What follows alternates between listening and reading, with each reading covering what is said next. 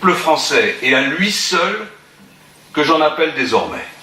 Mes invités aujourd'hui, Gérard Longuet, bonjour. Bonjour. Sénateur Les Républicains de la Meuse. Frédéric Dosquet, politologue, professeur de marketing à l'ESC Po, marketing et communication politique. C'est votre dernier ouvrage. Adrien Gindre est également avec nous sur ce plateau. Gérard Longuet, on peut prendre un peu de recul maintenant puisque l'affaire semble close. J'en appelle à la part d'humain. Quand vous réentendez les extraits qu'on vient d'écouter de François Fillon, il y a encore 3 ou 4 mois, vous l'imaginiez tenant de tels discours? Non. Non, je pense que c'est un homme qui est extrêmement réfléchi, peut-être introverti, et qui brutalement a découvert que l'armoire pouvait lui tomber sur la tête et qu'il pouvait être victime de quelque chose dont il n'avait pas imaginé un seul instant qu'elle puisse être répréhensible au regard de tout ce qu'il sait de la vie publique, en effet, depuis 30 ans. Et donc, il a une expression forte, vous avez cité sans doute le passage le plus fort, le plus direct. Je crois qu'aussi c'est un des traits de son caractère. C'est un homme réservé mais extraordinairement déterminé, et il a administré la preuve d'ailleurs de ses capacités de sang-froid et capacité de résistance, et pour prendre un mot à la mode, de résilience. Les mots sont-ils les plus justes? Je ne sais pas, mais ce sont pour lui les plus sincères au moment où il les exprime.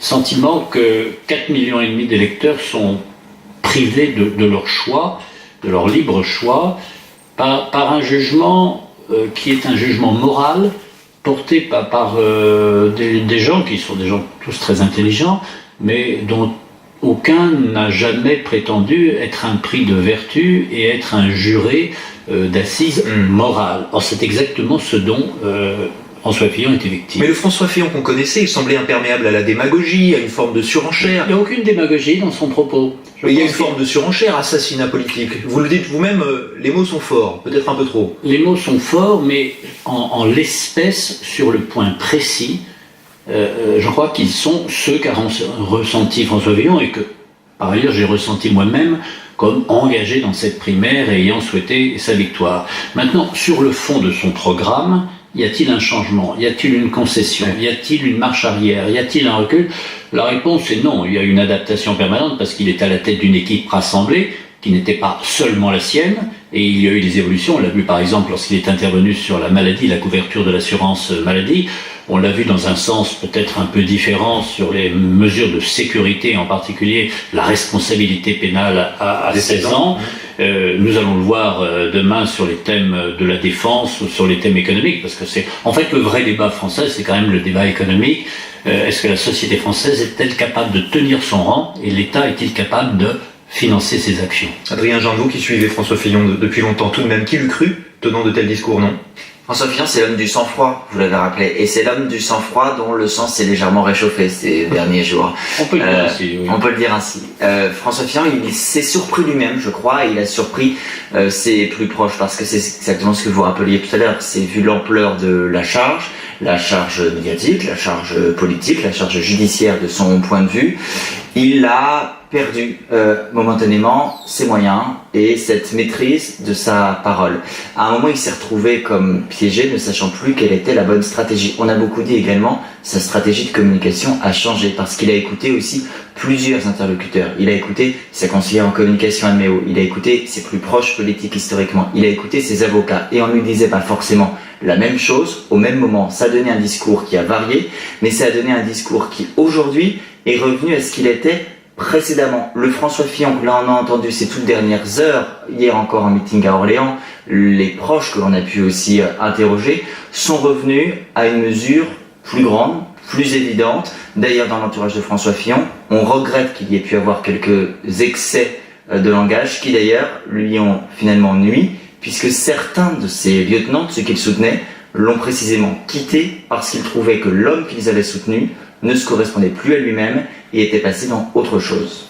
On va entendre un autre extrait et après on vous écoutera Frédéric Dosquet. C'était, il n'y a pas très longtemps, c'était dimanche, au Trocadéro, cette référence au peuple qui moi m'a marqué. On écoute.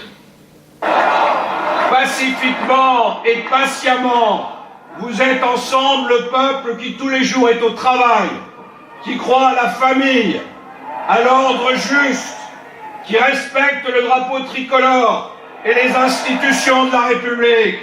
Vous êtes le peuple qui ne fait pas de bruit mais qui a du bon sens, le bon sens du peuple. Ça m'a fait penser à Pierre Poujade. Est-ce que c'est une filiation possible? Alors, je pense que François Fillon est le seul à pouvoir répondre à votre question, mais c'est vrai que on sent quand même, enfin on parlait tout à l'heure, on a l'impression quand même que François Fillon fait une campagne contre nature. On l'a connu un peu le collaborateur du président Sarkozy. Il est obligé de sortir les tripes, comme on dit vulgairement, parce que ça va mal, ça patine. Il est obligé un peu de sortir de ses gonds, de son espace de confort, comme on dit, donc en management. Il est obligé de le faire pour aller chercher, on parlait tout à l'heure, Gérard Longuet parlait des 4 millions de personnes qui allaient voter pour lui. Sa nouvelle bataille, c'est pas de conforter ces 4 millions de personnes. Sa nouvelle bataille, c'est d'aller chercher au moins la moitié des 47 millions inscrits sur la liste électorale pour la présidentielle. D'autant que 4 millions, c'est la participation à la primaire, il a fallu même les 2 tiers, mais voilà, pas l'intégralité. Et cette majorité silencieuse à aller chercher et à laquelle il s'adresse là, François Fillon, à qui emprunte-t-il ses accents? C'était pas un discours qu'on lui entendait tenir jusque-là, cette majorité silencieuse. C'est le privilège sur vous d'avoir une certaine expérience, et j'étais le 30 mai 1968 sur les Champs-Élysées. Oui, absolument. J'étais beaucoup plus jeune que Les gaullistes maintenant. en mai 68. Et il y a un accent tout à fait gaulliste de mai 68. Fillon n'y était sans doute pas parce qu'il était beaucoup trop jeune, mais il y a cet accent, c'est-à-dire la communion avec une foule qui vous réconforte. Je crois que très honnêtement, on ne peut pas tenir grief à François Fillon d'avoir réagi avec vivacité à ce qui est une attaque invraisemblable. Imaginons un seul instant que Valéry Giscard d'Estaing, face à François Mitterrand, fasse rappeler par son garde des Sceaux que François Mitterrand était toujours poursuivi pour l'affaire de l'Observatoire en outrage à magistrat. Imagine-toi un seul instant le général de Gaulle dire à son adversaire de 65, François Mitterrand, « Mais monsieur, j'étais à Londres, vous portiez la Francisque. » À aucun moment cela ne l'ont fait, et l'attaque faite sur François Fillon est presque aussi violente et mesquine. Mesquine parce que tout le monde sait que ce sont des procédures parlementaires, et violente parce que ce sont 30 ans de vie qui sont rassemblés en une formule très injuste. Oui, mais la question c'est pourquoi soudainement, face à ces attaques, trouve-t-il la nécessité de convoquer le bon sens du peuple? Mais tout pourquoi face à simplement, ces attaques convoque-t-il le bon sens du tout peuple? simplement parce que c'est un homme qui souffre, et c'est un homme public qui souffre d'autant plus, si vous voulez, qu'il peut avoir le sentiment personnel, à un moment ou à un autre, d'avoir déçu son électorat. Et donc, il appelle à cette manifestation pour savoir si son électorat est déçu. Peut-être, certains le sont, je ne le conteste pas, les gros bataillons sont venus. Adrien Jean. Le fait est que François Fillon était dans une impasse au moment où la décision a été prise de faire ce rassemblement. Il s'est exprimé mercredi dernier, on se rappelle, au terme d'une longue matinée, l'annulation de sa participation au salon de l'agriculture avant que la visite soit reportée, une déclaration qui a, pendant toute matinée, suscité beaucoup d'interrogations. Va-t-il renoncer? Va-t-il se maintenir? Il prend la parole et il voit que ça ne suffit pas à reprendre le contrôle de sa campagne. Au contraire, puisque les désistements précisément, ils sont consécutifs à cette prise de parole de François Fillon. C'est à ce moment-là, en réalité, que sa campagne est au plus mal. Il n'a donc pas de moyen de recours judiciaire, puisque la procédure, l'instruction est en cours. C'est pas comme s'il y avait une décision de justice et qu'il pouvait faire appel à ce stade. Il n'a pas de recours politique, il n'a pas d'argument pour ramener à lui ceux qui sont précisément en train de quitter le navire. Il n'a pas de moyen sur le plan de la communication de se réexprimer. Il vient de le faire, et il vient de le faire de manière très solennelle, très forte à ce moment-là. C'est Patrick Stefanini, son directeur de campagne, avec d'autres, qui propose cette idée à ce moment-là. Et en réalité, c'est ce qu'a rappelé M. Longuet à l'instant, quoi de plus simple et quoi de plus évident que de retourner vers ceux qui l'ont porté là où il est aujourd'hui, candidat à la présidentielle désigné à l'issue d'une primaire, ceux qui veulent précisément un projet pour l'alternance en France et qui souhaitent, malgré toutes les polémiques, qu'il soit le prochain président de la République au nom du changement. C'était en réalité très bien joué, c'était extrêmement risqué parce qu'il aurait pu échouer dimanche. Le fait est que nous avons constaté, exactement, on a constaté que la mobilisation était là, c'était du Kitoudou, il le savait. Il confie d'ailleurs qu'il s'est interrogé et que le dimanche matin, il y avait une sorte d'angoisse dans son entourage, qu'on était pleinement conscient que le dimanche après-midi pouvait être synonyme d'échec et donc de fin de la campagne. Il fallait le risquer, le tenter, et ça a été réussi. Frédéric Dosquet. Je dirais que ce moment du Trocadéro, c'est le seul moment dans lequel, au cours de sa campagne, François Fillon a repris, a drivé sa campagne. Elle n'a pas subi l'agenda. hebdomadaire de la sortie du Canard enchaîné. Il a repris les rênes. C'était très risqué, vous l'avez rappelé. Au niveau de la participation, on peut dire que c'est un succès, mais moi j'attire l'attention, c'est un succès de quoi, de son camp, Oui. c'est-à-dire de son clan. Ce qu'on appelle le noyau dur. Le noyau dur. Et donc finalement, j'allais dire, oui, il rattrape un petit peu cet agenda qui lui a échappé des mains, mais quelque part, il n'arrive pas à enchaîner sur autre chose. On le voit. Finalement, il a abandonné les visites terrain, il garde que des réunions, des meetings entre sympathisants, entre partisans, et finalement, c'est pas comme ça que, je dirais, il va réussir à obtenir la seconde place. Or, l'enjeu de ce premier tour, c'est d'être le numéro 2. Pourquoi est-ce que ça avait le mérite de la clarté, Gérard Longuet, ce qui s'est passé au Trocadéro? C'est pas simple. On a vu le vrai François Fillon. Les Fillon. gens ne l'aient pas. Oui, Non, je veux dire, la clarté dans la réaction de ces Mais supporters. est-ce qu'on a vu le vrai François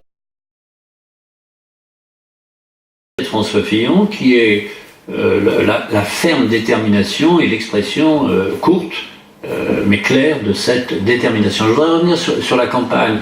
Nous ne sommes pas dans une campagne de proximité, en effet. C'est une campagne, comme la campagne d'ailleurs des primaires que nous évoquions tout à l'heure, c'est une campagne de télévision. Je pense profondément que les grands débats vont être très significatifs. Ça a été vrai d'ailleurs Comme ça qu'il a gagné les primaires, dit-on. Ou en partie, en grande partie. C'était vrai d'ailleurs aux États-Unis où les débats entre Madame Clinton et Trump ont joué un rôle important. Ils n'ont pas été évalués de la même façon par les commentateurs, mais ils ont joué un rôle décisif. Et je pense que le vrai rendez-vous de campagne, c'est le 20 mars.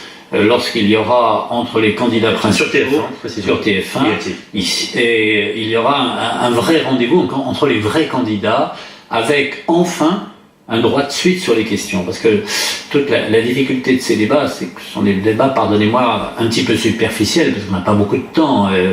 Où on est seul et on raconte sa vie mais personne n'écoute, où on est en débat et c'est trop court. Et là, un vrai grand débat télévisé.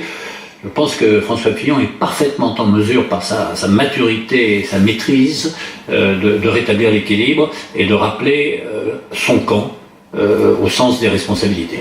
En attendant, il tient encore. Ça ne veut pas dire qu'il sera plus aimé.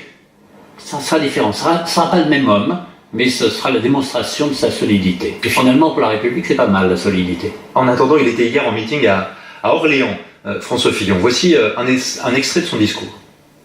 À Orléans, le mot soumission, ça fait des siècles qu'on l'ignore. Eh bien, moi non plus, je ne me soumets pas. Et je repense à cette réplique de Jeanne d'Arc face à ses juges. Passez outre, je vous prie. C'est à ces mots que je pense aujourd'hui. Passez outre. Passez outre les attaques dont je suis la cible. Passez outre, car comme vous, des millions de Français refusent que leur vote soit préempté et confisqué. Passer outre, n'est-ce pas un accent populiste? Excusez-moi, contourner la justice. Attendez, contourner la justice. Dans une élection au suffrage universel, il faut parler au plus grand nombre. Et il faut en effet utiliser les mots les plus simples que l'on puisse comprendre partout. Et en l'occurrence, la référence à Jeanne d'Arc, on a brûlé une sainte, souvenez-vous. Mais on l'a brûlé d'abord. Là, l'objectif, c'est de le faire élire d'abord. On verra le reste après. Ah oui, là, il a été brûlé. Il essaye. Il a été brûlé. Oui, il a été, sérieusement brûlé, mais pas complètement. Mais il est vivant. Passer outre quand même, c'est faire appel au cœur, je dirais, du corps électoral, au cœur des Français.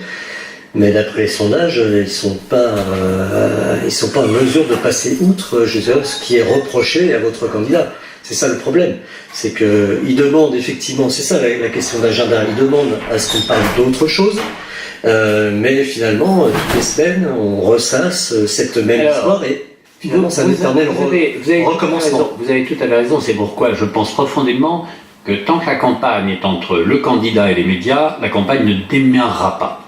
Lorsque la campagne sera entre les candidats, et c'est le 17 mars par définition puisque la liste sera arrêtée, là nous aurons une explication entre ceux qui veulent, qui prétendent, qui peuvent présider notre pays. Il faudra bien parler à ce moment-là des solutions que chacun porte. Celle de M. Hamon, celle de M. Mélenchon et naturellement surtout celle d'Emmanuel Macron et celle de François Fillon. J'entends bien Gérard Longuet, mais tout de même, quand... Et entre-temps, Fillon a rapporté la démonstration qu'il est solide dans les preuves, ce qui est finalement pas si mal que ça comme Très investissement. bien Gérard Longuet, mais j'entends bien l'intermédiaire des médias, mais François Fillon, c'est lui qui choisit d'aller au Trocadéro, de nous parler du bon sens du peuple. C'est lui qui, hier, va à Orléans et qui décide de nous dire, terre de résistance s'il en est, que Orléans, les racines de Jeanne d'Arc, qu'il faut passer outre. C'est lui qui nous le dit. Il pourrait ne faire aucune référence, Adrien Gindre, aux affaires. Il en fait référence aux affaires régulièrement, lui-même, de sa propre initiative. Mais il a tenté d'ignorer ses affaires. Il a tenté à un moment de reprendre sa campagne comme si de rien n'était, de reparler un peu du fond des propositions. Il a eu ces dernières semaines des discours où pendant 40 minutes, il ne faisait pas une seule allusion à la procédure judiciaire.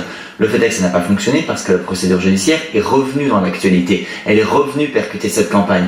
Il y a eu un peu l'idée que ça ne servait à rien de vouloir continuer d'avancer, qu'il fallait à un moment affronter les choses de face. Alors, là, cette tentative, on va la retrouver le 15 mars prochain. Ce sera le jour de la convocation devant les juges d'instruction.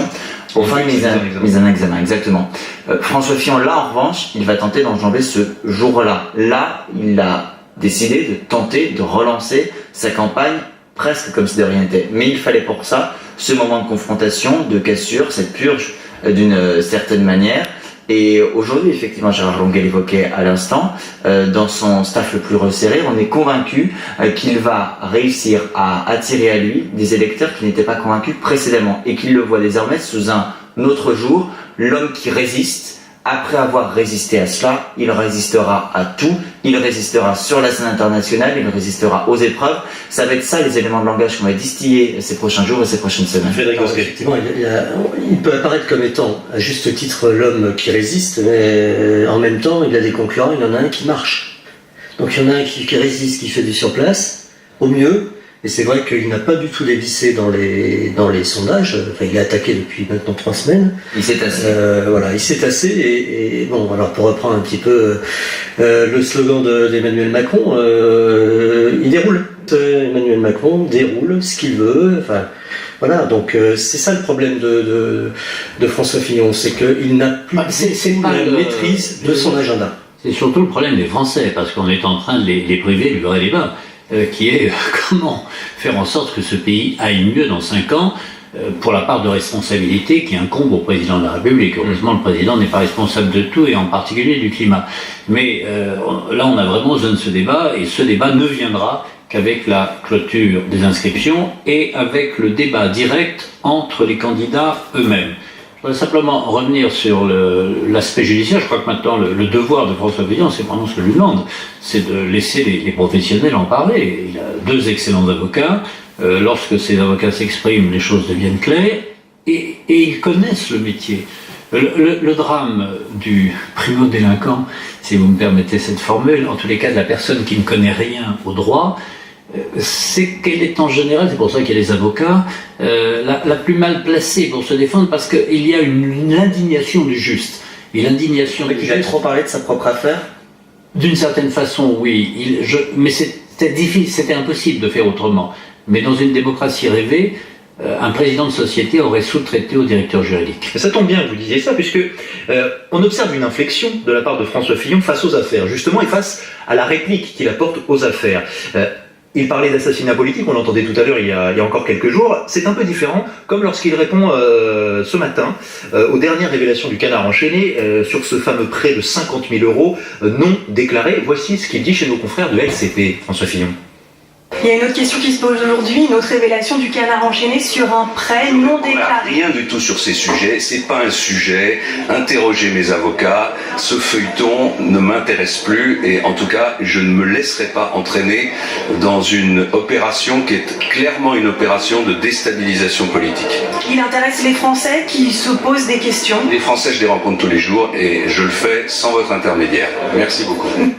Déstabilisation politique, c'est presque neutre comme commentaire après l'assassinat politique, Adrien Gindre. C'est marrant parce qu'il dit ça ne m'intéresse plus, effectivement. Il ne dit pas ça ne m'intéresse pas. On voit bien le virage. Et puis la déstabilisation, c'est quand même dans le champ lexical nettement en dessous de l'assassinat. Il y a un changement total. Mais parce que François Fillon, il a compris aussi qu'il avait des plumes à perdre dans cette histoire. Parce que On parlait tout à l'heure du succès du rassemblement de dimanche, mais il ne faut pas oublier qu'à la base, on était parti sur un champ lexical de manifestation contre les juges rouges. Alors ce sont des mots que lui-même, François Fillon, n'a jamais employés en personne, mais c'est comme ça que l'appel a d'abord été relayé sur les réseaux sociaux et par certains de ses soutiens.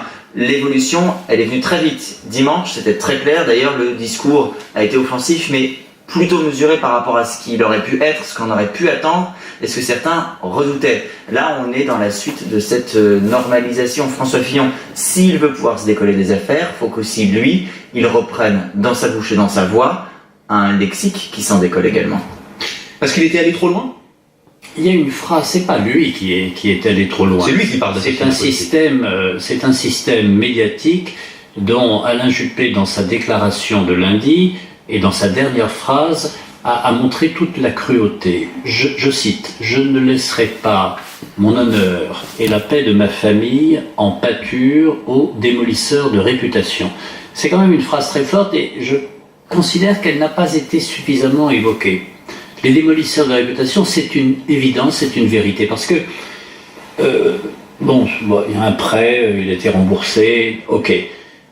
Monsieur Macron, je crois, est dans la même situation, avec un prêt 10 fois plus important. 10 fois plus important. Personne n'en parle. Déclaré par Emmanuel Macron. 10 fois plus important. Est-ce qu'il a été évoqué à un seul moment? Bon, ces prêts ont été déclarés. Vous n'en savez rien. Moi non plus. Semble-t-il qu'il a fait la lumière sur vous n'en savez rien. Il n'était pas élu, donc il n'avait pas l'obligation de le faire. Mais oui, mais quand il entre au gouvernement, il a une déclaration de patrimoine, l'a-t-il fait, tant mieux. Mais surtout, le fond du problème, c'est pas tellement qu'il y a un prêt, c'est pourquoi un prêt privé de monsieur un tel à monsieur un tel. C'est en effet les démolisseurs de réputation. Je me souviens du malheureux Pierre Bérégovoy, qui a payé très cher une démolition de réputation. Vous comparez le sort de Pierre Bérégovoy à ce qu'a subi François Fillon ces dernières semaines? Je dis simplement que Alain Juppé a tiré un signal d'alarme et qu'il serait bon de réfléchir à ce que l'on peut faire et dire en période électorale. Il a aussi tiré la boulet rouge à François Fillon. Et on va en parler. En même temps, les Français, vous le savez très bien, M. Longuet, aspirent à la transparence de la vie politique. Pas pour l'envie, vous savez, ils n'ont pas très envie d'être transparents. Elle n'est pas plus présente en France du reste. C'est vrai que c'est une aspiration du peuple, c'est comme ça. Le sujet du jour, c'est le populisme, quelque part. La transparence fait partie du jeu. Et c'est vrai que quelqu'un qui va se présenter devant les suffrages des électeurs, du corps électoral, se doit surtout le discours d'ouverture de sa campagne, le chevalier blanc, voilà, un peu... On reconnaît qu'il a ouvert... C'est ça le décalage, finalement. Et finalement, les Français peuvent se dire, à juste titre, on nous dit de se saigner un peu plus, voilà, et finalement, on s'aperçoit qu'il y a des gens qui, par omission, ça paraît un peu improbable, omission, alors je sais bien qu'il est très occupé, mais quand même, dans cette en général, c'est l'expert comptable qui fait la déclaration. Oui, mais l'omission devient, j'allais dire, je vais citer Jacques Chirac, une faute politique. Et on le voit depuis ce matin, c'est ce qui Jacques Chirac faisait payer ses fautes à d'autres, à Alain Juppé en particulier.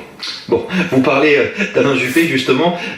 Voici ce qu'il a retenu aussi, et ce qu'il a dit aussi à Bordeaux il y a 2 jours, Alain Juppé, à l'issue du rassemblement du Trocadéro. Comme l'a montré la manifestation d'hier au Trocadéro, le noyau des militants et sympathisants LR s'est radicalisé. François Fillon n'a cessé d'affirmer sa détermination et hier soir encore son obstination. Des militants et des sympathisants LR radicalisés. N'est-ce pas la preuve que pour certains à droite, Gérard Longuet, dans sa défense, populiste ou non, qualifiez-la comme vous voulez, François Fillon est allé trop loin? Moi, je pense qu'Alain Juppé, lui, est allé trop loin en laissant transparaître, ce qui est compréhensible, une amertume. Parce que, franchement, si nous avions autant de militants disponibles, ce serait formidable. Les gens qui sont venus assez spontanément par solidarité en faveur d'un homme dont ils pensaient qu'il était excessivement attaqué. Personne ne conteste, je dirais, comme il l'a reconnu lui-même à travers cet acte de contrition publique, assez rare en politique, personne ne conteste que c'était une faute d'appréciation. Mais ce n'est pas un délit, et ce n'est pas une raison pour priver des électeurs d'un candidat qui, pour l'essentiel, en ce qui concerne la France, correspond à leurs attentes. Qu'est-ce que vous comprenez dans la formulation? Qu'est-ce que vous comprenez? Qu'est-ce qu'il a rien? Je ne comprends rien, je comprends, parce que je vois des gens qui ont voté pour un candidat et qui estiment en leur âme et conscience que les défauts de ce candidat, défauts reconnus, fautes d'appréciation reconnues, ne doivent pas l'empêcher cependant d'être candidat parce que ce qu'il porte est plus prometteur pour la France que les faiblesses, la faiblesse particulière qu'il a reconnue. Frédéric Dosquet, est-ce que le discours, les termes employés par François Fillon peuvent finir par imprimer et impacter sur ce noyau dur dont on parle tant? Alors, moi, je dirais encore une fois, le noyau dur, pour moi, c'est pas la cible de cette c'est celle qu'on a vue au Trocadéro. C'est vrai, mais François Fillon est englué sur ce noyau dur. Il va falloir qu'il passe à la seconde phase de sa campagne, qu'il tente. On pourrait dire. Pardon? Il est adossé plus qu'il n'est englué. Oui, d'après les sondages, c'est plutôt englué, puisqu'il décolle pas, donc il est englué dans ce noyau dur, effectivement. Et s'il ne passe pas cette seconde phase, voilà, il va perdre de cette dynamique, parce que vous parliez du débat décisif. Enfin, le débat. Les débats seront décisifs, voilà, parce qu'ils seront entre les candidats. Historiquement, ce que vous dites n'est pas vérifié dans l'histoire de la vie politique française. On le sait très bien, les émissions politiques. C'est la première fois qu'il y a un débat en même temps d'élection présidentielle au premier tour, donc on n'a pas de comparaison. La formule générale Giscard s'adressant à M. Mitterrand, vous n'avez pas le monopole du cœur, a joué un rôle important. Oui. Quand vous gagnez à 1,5% d'avance. Mais sur les premiers tours, le premier tour, on ne le sait pas, on n'a jamais eu de tels exercices que celui qu'on va vivre le 20 mars. Mais ce que je veux dire par là, c'est que s'il ne passe pas cette deuxième phase, d'aller chercher au-delà de ce noyau dur, eh bien, je dirais c'est fini pour lui. Ce que nous dit aussi Alain Juppé à travers cette déclaration, c'est qu'il estime que lui, en poussant à ce point la haine de l'institution judiciaire, la haine des médias, François Fillon, il va jusqu'à mettre en danger son propre socle, parce que radicaliser ses militants, ça veut dire aussi potentiellement les déporter vers l'extrême droite. Quand on est à ce point dans une haine du système, de l'institution judiciaire, des médias, on peut aussi faire le choix d'un vote encore plus radical pour venir à bout de tout ce que l'on considère devoir combattre, et Marine Le Pen peut là être encore plus radicale que François Fillon. Je veux dire, vous auriez raison si François Fillon avait eu un moment ou un autre en public et devant une foule, on est parfois porté par la foule et on dit des choses que l'on regrette après. Je vous ai compris, par exemple. Mais il ne l'a pas fait. Il a montré, je crois, beaucoup de sang-froid. Si l'assassinat est le contraire du sang-froid, la formule sur l'assassinat est le contraire du sang-froid, même si elle exprimait une vérité au moment où il n'a pas toujours eu beaucoup de sang-froid. Je veux dire qu'au Trocadéro, il a eu beaucoup de sang-froid à un moment où c'était très difficile. C'est donc, je le confirme, sur le plan de la connaissance de sa personnalité, c'est plutôt rassurant. Nos voisins portent parfois un regard acéré sur nos pratiques, sur nos habitudes, sur notre vie politique. Je vous sommets la une du soir, c'était la semaine dernière, quotidien belge, une défense aux accents populistes. Vous voyez ce qu'écrit le soir. La presse italienne qui compare François Fillon à Silvio Berlusconi dans ses attaques visant les magistrats. La presse allemande qui, elle, fait référence à Donald Trump, Die Welt, qui estime par exemple que la conférence de presse du 1er février de François Fillon, pour répliquer aux affaires, est le premier moment à la Trump de la campagne française. C'est ce qu'écrit le journal allemand. Mais au fond, est-ce que ce n'est pas le meilleur moyen, et les exemples récents l'ont prouvé, de gagner une élection, Gérard Longuet? Oui, ça, vous pouvez le rappeler en effet.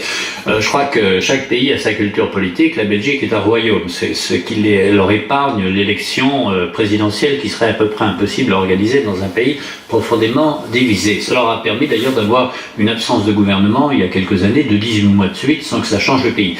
L'Italie use ses leaders politiques à grande vitesse et le roi d'hier devient un mendiant le lendemain matin. Je dois reconnaître que l'Allemagne est très sérieuse, mais c'est une république parlementaire. Et quand vous comparez ces comparaisons à Trump... Non, mais la république parlementaire, moi je suis partisan d'une république parlementaire, je ne suis pas du tout présidentialiste, c'est une république où les responsabilités sont suffisamment partagées pour qu'aucune tête devienne soit un bouc émissaire, soit un sauveur suprême. Mais vous ne répondez pas sur la comparaison à Donald Trump. Non, parce que je ne connais pas assez Trump, et je n'ai pas regardé toutes les émissions, mon anglais n'est pas excellent, et ma compréhension, mais je pense qu'il y a des gens plus compétents que moi. Frédéric Dosquet. Oui, par contre, comparer effectivement François Fillon à Silvio Berlusconi... Il y a quand même sur le plan de la morale... Voilà, et les principes de vie, une hygiène chez François Fillon qu'on ne retrouve pas nécessairement chez Berlusconi. La pauvre Pénélope Fillon, bon, non, quand même. Vous rejetez cette comparaison, mais est-ce qu'on gagne aussi en jouant une stratégie comme celle-là. Et la politique est une affaire de stratégie, Adrien. Moi, c'est Mélope Fillon. La fin ne justifie pas les moyens, je suis vraiment très hostile, je crois que mais vous pouvez imaginer dans une campagne, une période extraordinairement difficile, très tendue, très intense, un cri du cœur. Qu'un homme ait un cri du cœur, ça paraît assez compréhensible, et c'est le contraire qui m'aurait étonné. Qu'il ne vive pas sur ce cri du cœur, qu'il ne reste pas sur ce cri du cœur, sur ce mouvement d'humeur, c'est plutôt rassurant, et il est rassurant à cet instant, aujourd'hui. Mais il est capable de cri du cœur, et c'est bien ainsi, on est comme ça. Pour ajouter par rapport à Trump, je pense que bon, déjà le système électoral est complètement différent, Oui. on le sait, mais Trump a gagné parce que Clinton avait été usé, je dirais, avant l'heure, dans la bataille électorale. Or là, C'est exactement le contraire. Or là, Macron est un homme, peu importe les idées qu'on peut avoir sur cette personne, mais neuf, qui n'a pas été usé très précisément par le pouvoir. Alors on tente ici ou là de dire que c'est le dauphin de François Hollande, de le rapporter donc à ce quinquennat. Quelque part, voilà, pour moi il y a une réelle différenciation entre ce qui s'est passé aux États-Unis et ce qui pourrait être assimilé à donc un rapprochement avec François Fillon et Trump. Non, mais le fait de n'avoir presque rien fait de sa vie n'est pas non plus une clé suffisante pour ouvrir la porte du pouvoir. Vous parlez donc d'Emmanuel Je parle d'Emmanuel Macron qui nous dit je manque de maturité. Il n'y a pas de confirme. Je confirme qu'il manque de maturité, notamment sur l'histoire de France. Quand on parle de la colonisation contre un crime contre l'humanité et qu'on le dit à Alger, je crois que c'est une faute contre l'histoire de notre pays. Nous en resterons là. Merci beaucoup à vous trois d'être venus sur ce plateau. Dans un instant, un prochain journal. À tout de suite.